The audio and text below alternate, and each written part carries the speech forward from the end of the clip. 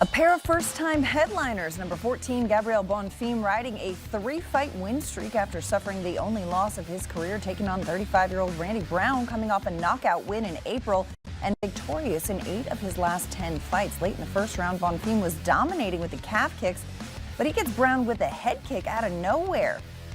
Brian Campbell's score after round 1, 10-9 Bonfim. Then early in the second round, Bonfim and Brown exchanging punches. Bonfim lands a knee up the middle that drops Brown, forcing the official to stop the fight. Your winner in 4 straight, this one by round 2 knockout, Gabriel Bonfim. For more, welcoming in CBS Sports combat analyst Brian Campbell. Brian, fireworks in the final fight of the night. Bonfim, your winner by a second-round knockout with a knee right up the middle.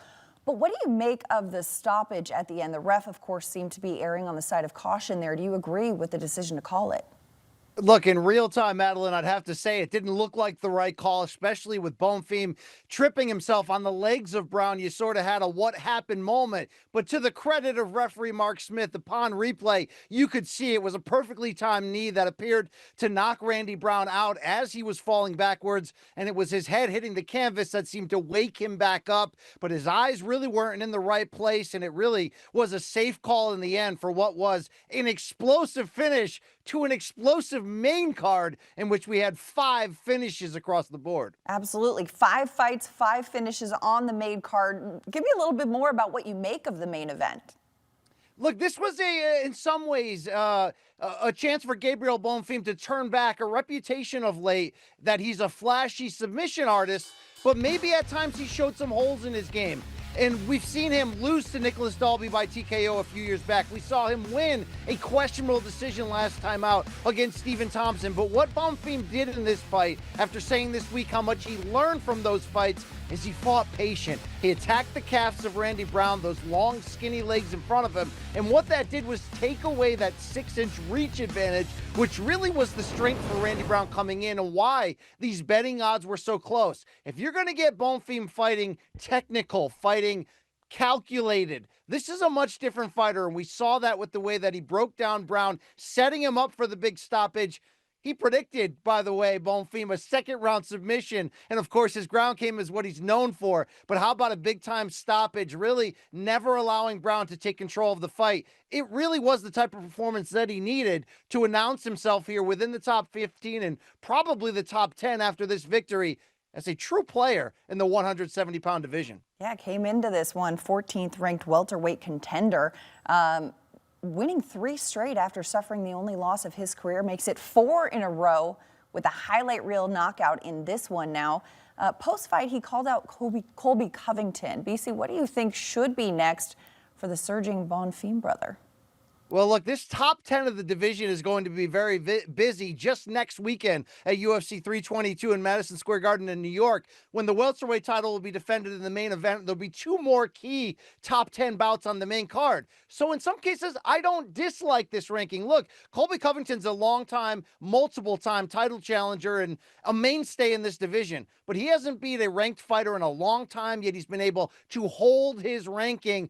And also, not a lot of people love Colby Covington's shtick. If you want to get noticed like Gabriel Bonfim did tonight with this finish, calling out a name that maybe doesn't belong there and people want out of the rankings isn't the worst move when you consider how busy the top of this division is. I think 1 through 15, this is the deepest division in the sport right now. And if this is what Bonfim needs to get his name over by doing, if he can win what he says, retiring Colby Covington, then in the end, sometimes you need to get what they call the rub against a bigger name than yourself.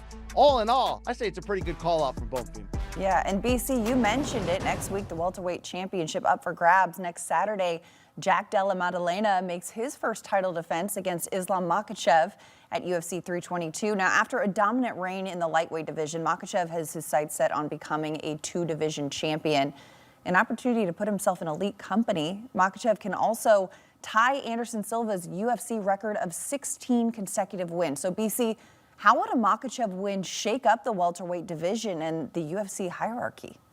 Oh, it would shake it up in a big way. And remember, Jack Della Maddalena, I won't say he lucked into that title shot, but he fell in there due to an injury to Shavkat Rakhmonov that opened up the throne. To his credit, he took it back. But Islam Makhachev has been a pound-for-pound mainstay for a long time in that lightweight division. He was #1 pound-for-pound for years. Some people still have him there. And after setting the division record for consecutive title defenses, he's moving up, in my opinion, at the right time. You mentioned what type of history is at stake, not just joining this elite club of champ chaps, 2 division champions, but potentially tying Anderson Silva's record. I think maybe even more is at stake for him. Look, in a lot of ways, when Khabib Nurmagomedov, the unbeaten light heavyweight champion, retired a few years back, his longtime teammate Makhachev was supposed to step in and carry on the legacy of Khabib's late father and their collective coach, Abdulmanap Nurmagomedov.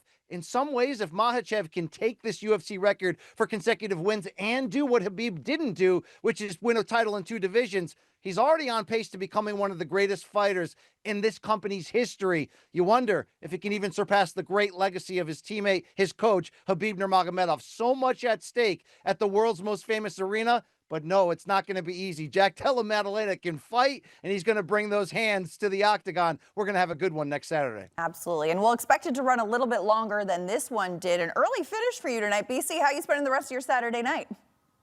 Sleep. Thank you very much. Let's do it. East Coast living. Yes. All Get right. that rest. Thanks so much, BC. Now, a pair of massive title fights to look forward to next week at Madison Square Garden.